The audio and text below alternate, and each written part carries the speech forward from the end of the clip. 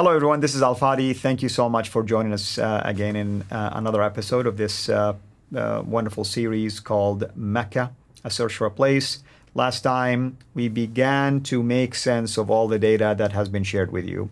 But today, really, I want to ask this fundamental question.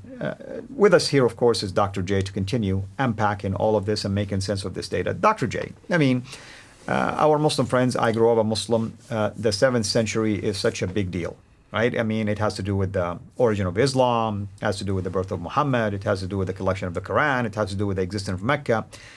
So, where did this 7th century thing come from? There has to have been something going on at that time. Yeah, absolutely. No one's going to shirk and walk away from it. We have said that all the time, over and over again. We're not interested in the 8th. We are interested in the 8th for other reasons, but we're not interested in the 9th and 10th century. That's what we're not interested in. We are interested in the 7th and 8th, because to see and understand the origins of Islam, you need to go back to the 7th and 8th. But to talk about Mecca, especially Mecca, a place that supposedly is all the way there from the time of Adam and Eve, you've got to go with not only the 7th century, but even before. So let's now zero in on the 7th century, and let's see what history tells us about the 7th century. So let's look at this map. Let's go up and look at the slide again.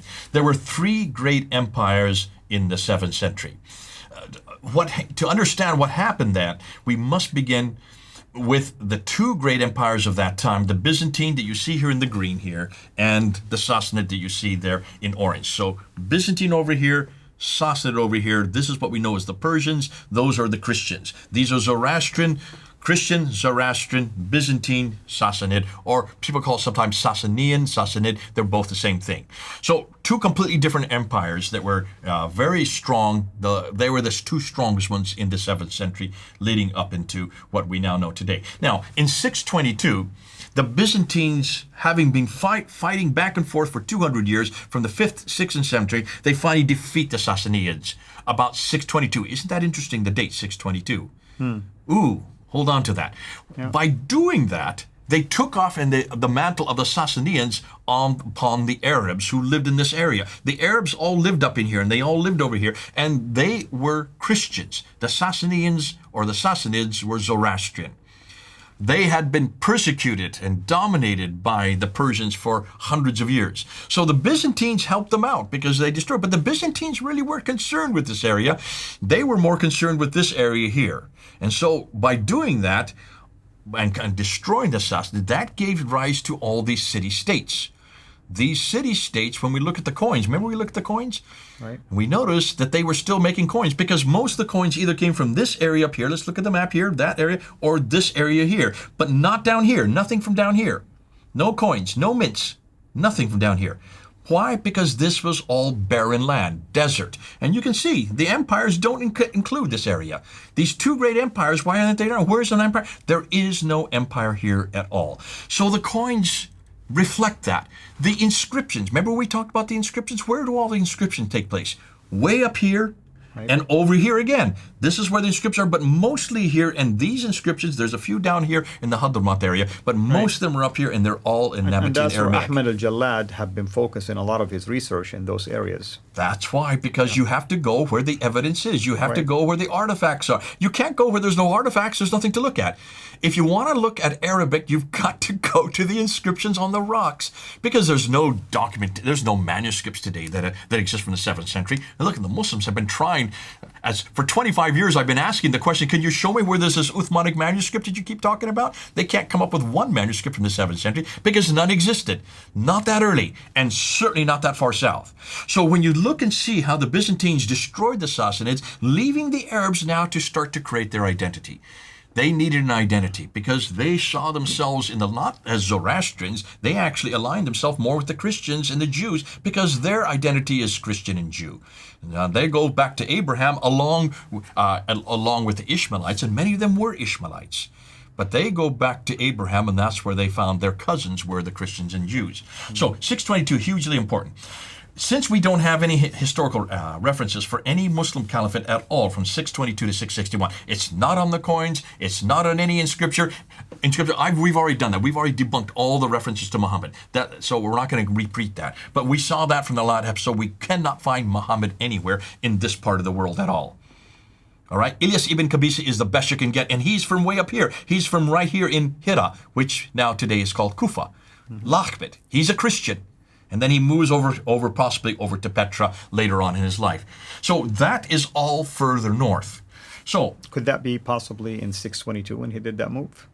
Well, it happens. We know that the first battles happen in 618 up to 619. In 622 is when finally the Byzantines destroy the Sassanids. So, of course, he's part of that whole scenario. And that we do know, we have references to them to go up until 628. Now, what we do know, all the artifacts from this part of the world and from that century are further up north. Nothing from down south. That's what I want to say. Now, let's then move over and let's look at this Umayyad in 661. So now we moved into 661. We're still in the 7th century. He comes to power. But look where he is. He's not in Mecca. He's not in Medina. Yeah, it's always been puzzling to me. It's like you look at the Umayyad dynasty, and I'm like, gee, it's an Islamic dynasty. The righteous caliph, the 4 caliphs would have been down in Hijaz, Mecca, Medina. Why would the Umayyads be north to Damascus? Why would the Abbasids be a little bit to the east in Baghdad? What's up with that? Exactly. And that's why I want to put you through this map here. Yeah. Because this is a map attributing what we now know of the 7th century. Where did Muawiyah live? He lived in Damascus. If Abu Bakr, Umar, Uthman, and Ali were all living way down in Medina, and we can't find any reference to Abu Bakr, Umar, Uthman, and Ali. No, we can't find any reference on any inscription, on any coins. Right. Yet they controlled, we've been told, all the land from Tripoli in the west all the way to Afghanistan in the east. And then we get to Muawiyah and suddenly we look at his kingdom. That's his kingdom right there.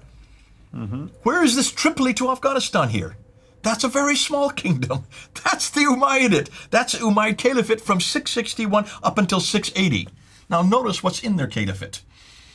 Petra is in their caliphate. Ooh, isn't that interesting? So he controls Petra, and we do know that that is his sanctuary. So note how the Umayyads at first controlled not much more than what the Romans controlled. This is Arabia Petraea. This is what the Romans controlled. They did not control all this area. According to standard Islamic narrative, all this area from Afghanistan all the way to Tripoli was under their control. Not from what history is telling us. Because there was no real need at that time to control all that area because everything was happening right here. And all the trade coming to Petra came from here, the Gulf of Aqaba. They didn't need to go across land. They had the sea, the waterway to come up here. So how then did Mecca become important, for heaven's sakes? To answer that, we need to move to 30 years later. We need to go with the Caliph Abdul Malik and his governor Ibn Zubair. And that's what we're going to do with the next episode. Wonderful. Wonderful. Thank you. And I hope everyone is enjoying this. And let's just jump right into the next episode pretty soon here, because we want this train of thought to continue to make it easier for everyone to follow along how we can unpack all of this and make sense of it. Thank you, brother. Thank you, everyone. God bless. Thank you for watching this video. Be sure to like and subscribe to our channel, CIRA International, and click on the bell so that you receive notifications whenever we publish a new video or go live. I would also like to appeal to you to consider becoming a Patreon patron by clicking the link right below. By doing so, you can give towards the production of these videos. There are also other options for you where you can give to our channel. I thank you from the bottom of my heart.